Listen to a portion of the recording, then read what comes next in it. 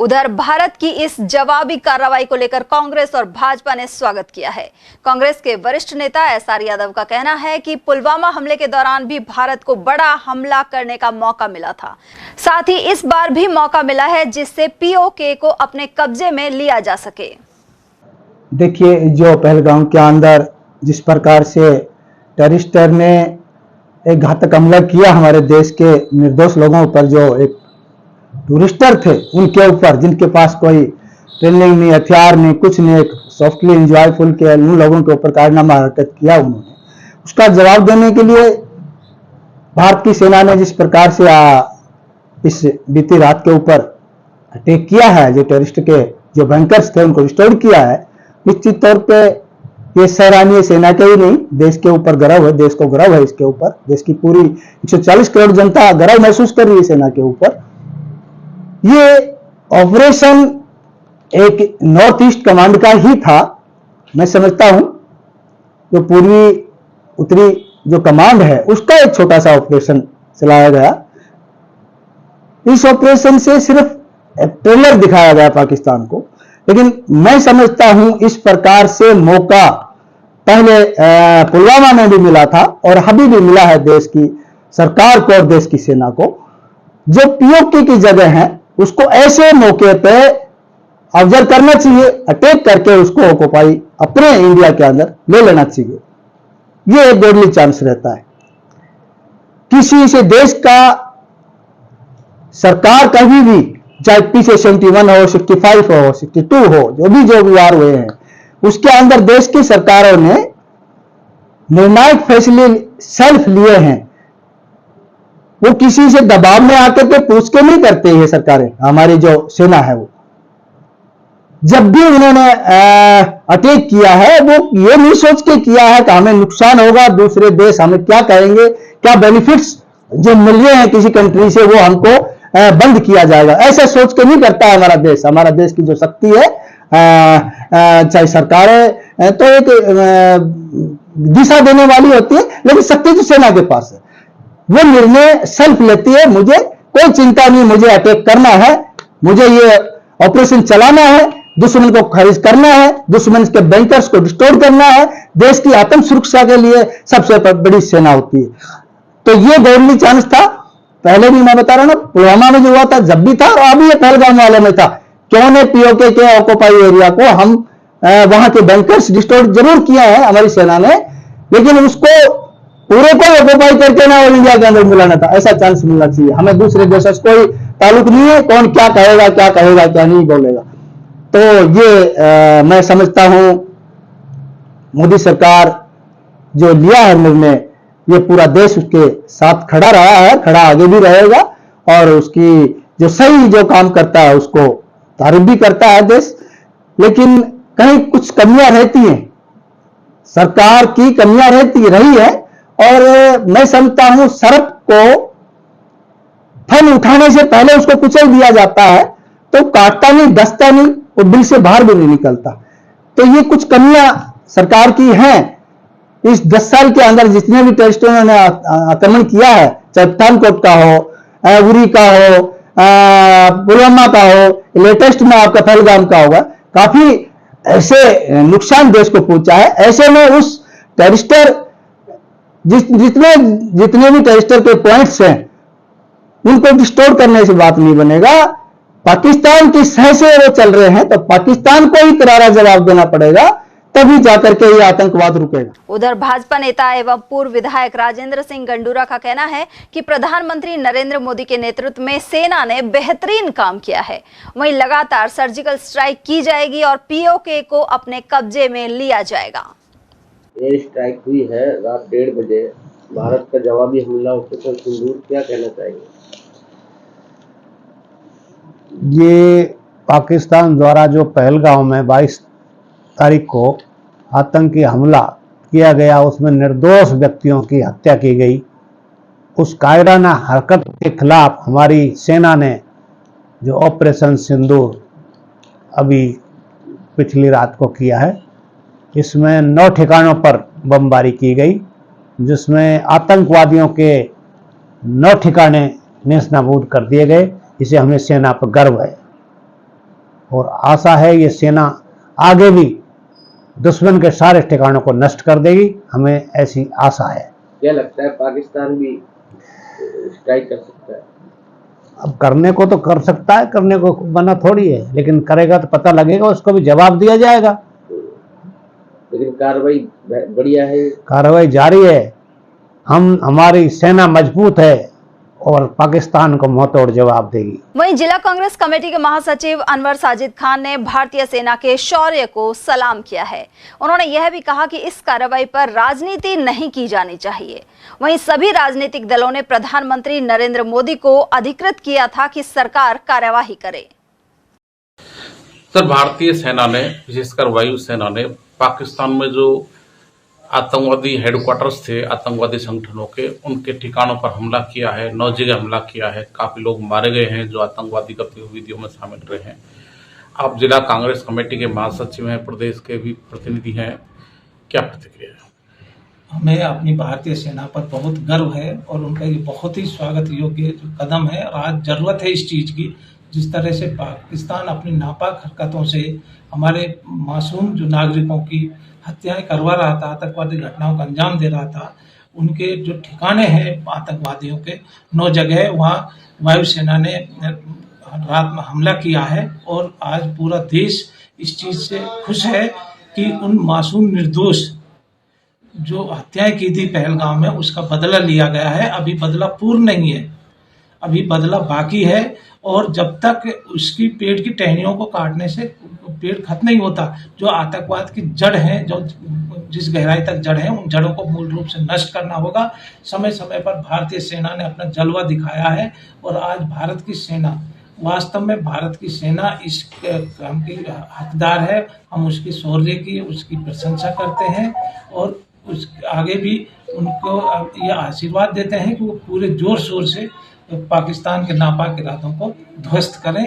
लेकिन एक चीज से तकलीफ होती है कि जैसे अमित शाह जी का एक बयान आ रहा था कि ये मोदी का भारत है। ये मोदी का भारत नहीं है, ये महात्मा गांधी का भारत है, चंद्रशेखर आजाद का भारत है, भगत सिंह का भारत है, अशफाक उल्लाह का भारत है, मौलाना अब्दुल कलाम आजाद का भारत है। सभी लोगों का ये भारत है। 140 करोड़ भारतीयों का हुआ है। और हम अपने घरों में जहाँ रात में हम सोए हुए हैं, हिफाजतों से हम सोए हुए हैं, चैन की नींद सो रहे हैं, उस समय हमारे सैनिक अपनी जान जोखिम में डालकर अपने शौर्य और पराक्रम से उन आतंकवादियों के ठिकाने को नेस्त नाबूद कर रहे थे। सही मायने में हमें इनका हौसला अफजाई करना चाहिए और सेना को हमें और भी ज़्यादा उत्साहित कर आगे भी प्रेरित करना चाहिए। किसी एक आदमी को इसका श्रेय नहीं लेना चाहिए, इस पर राजनीति नहीं करनी चाहिए। ये देश की आस्था का सवाल है, देश की आस्था सर्वोपरि है।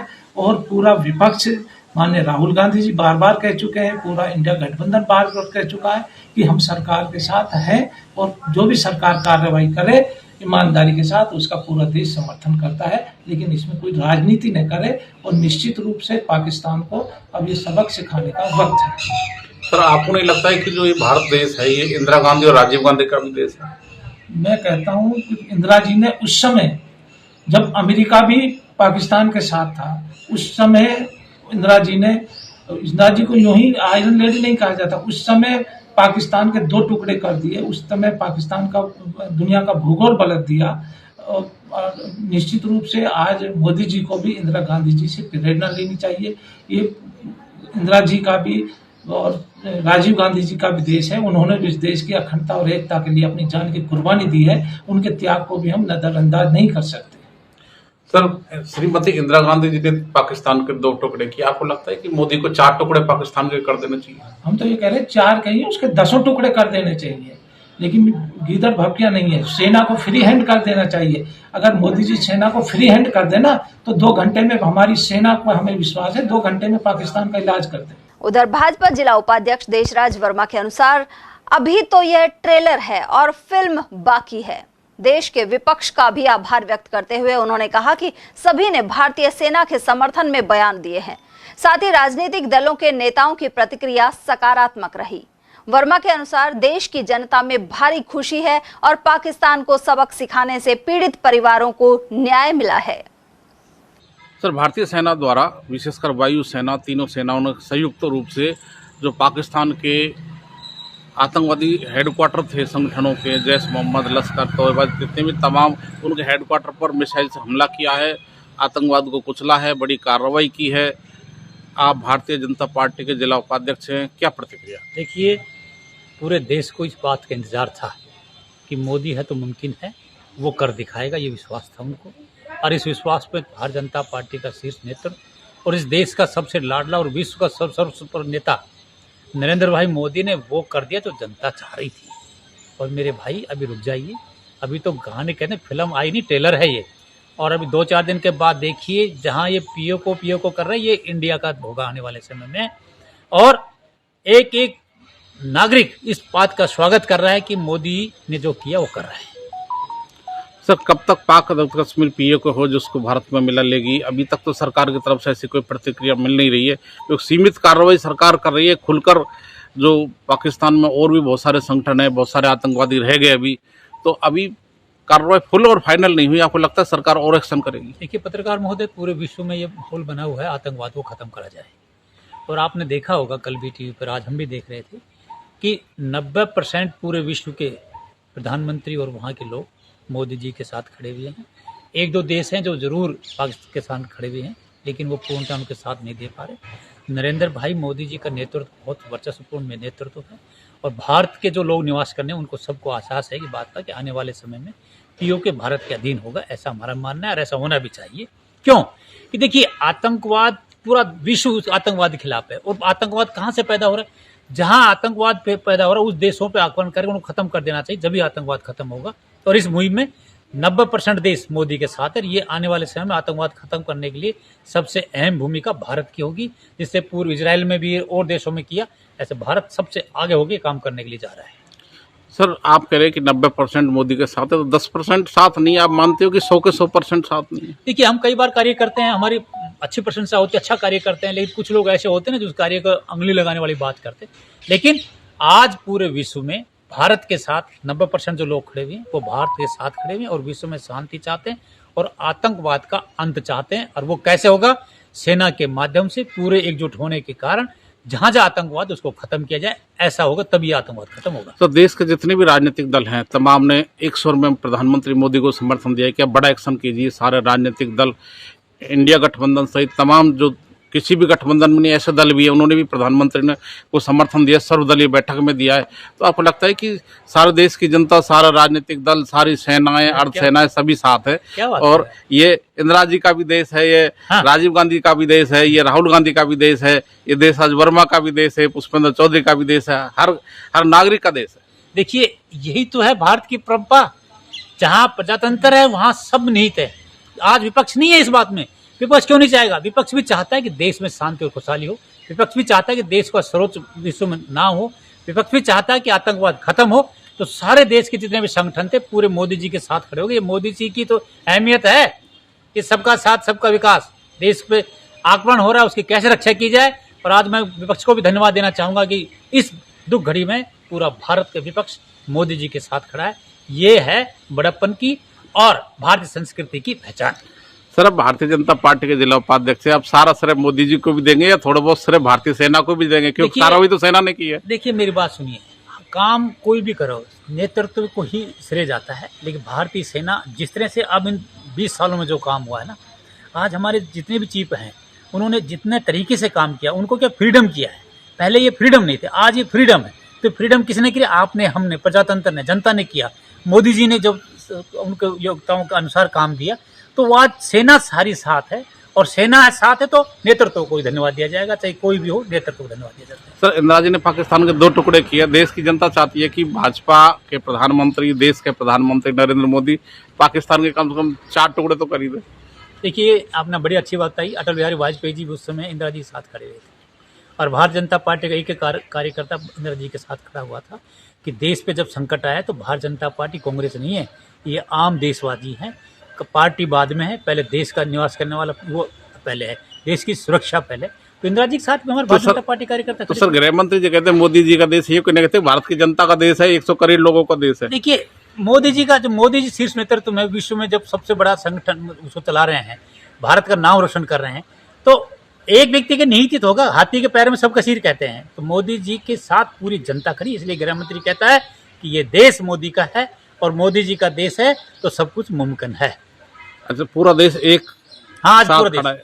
पूरा देश मुझे अच्छा लग रहा है कि आज मैं टीवी पर चैनल माध्यम से देख रहा हूँ कि आज मैं नहीं हूँ, आप किसी काश्तकार से, किसी गरीब से, किसी मजदूर से बात करिए, उसकी रगों में खून खोलता है कि यार मेरे देश पर आतंकवादी हमला हुआ है, मेरे देश के आज 26 लोग मारे गए।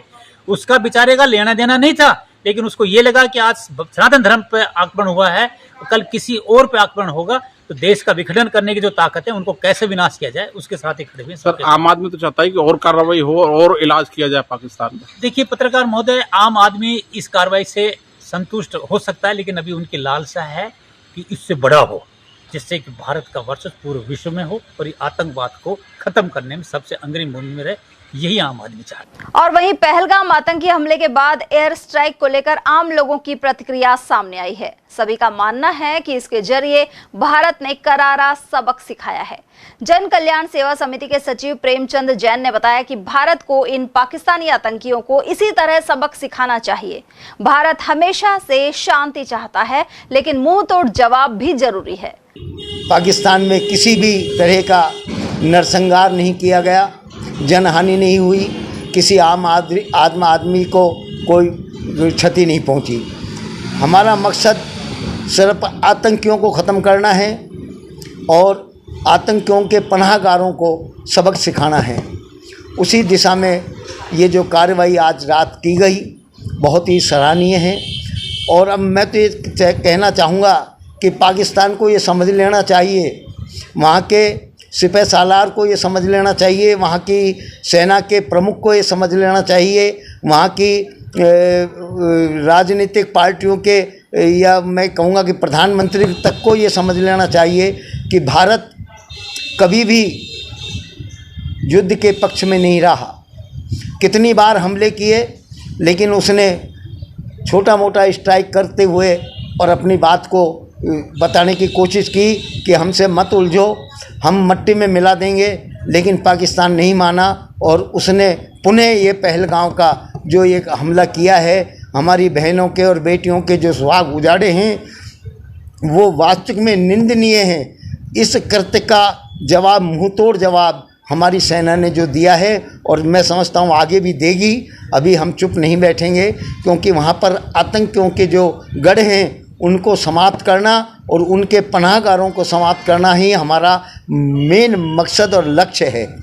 उधर एडवोकेट ओमवीर यादव ने बताया कि प्रधानमंत्री नरेंद्र मोदी के नेतृत्व में कार्यवाही का पूरा भारत इंतजार कर रहा था।